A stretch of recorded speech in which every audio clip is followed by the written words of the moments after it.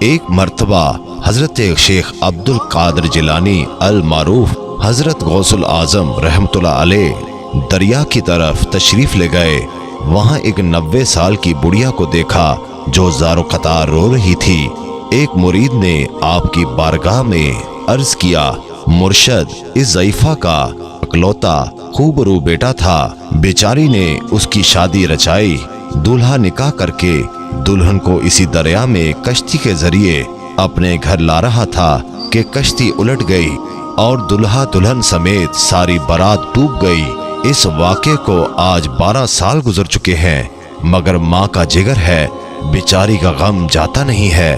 یہ روزانہ یہاں دریا پر آتی ہے اور بارات کو نہ پا کر رو دھو کر چلی جاتی ہے۔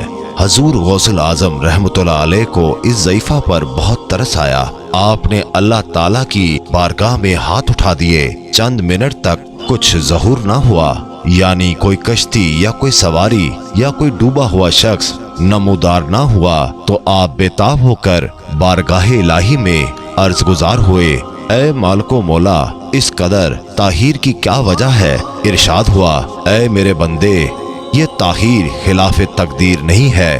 ہم چاہتے تو ایک حکم کن سے تمام زمین و آسمان پیدا کر سکتے تھے، مگر حکمت کے تحت 6 دن میں پیدا کیے۔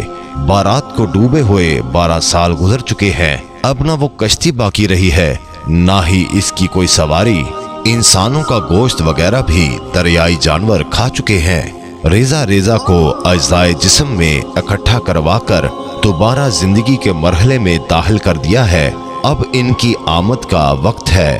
ابھی یہ کلام اختتام تک نہ پہنچا تھا کہ وہ کشتی اپنے تمام تر ساز و سامان کے ساتھ بما دلہا دلہن اور باراتی سطح آب پر نمودار ہو گئی اور چند ہی لمحوں میں کنارے آ لگی۔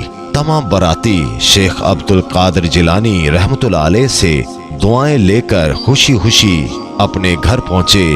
اس کرامت کو سن کر بے شمار کفار نے آ کر حضور غوث العظم رحمۃ اللہ علیہ کے دست مبارک پر اسلام قبول کیا۔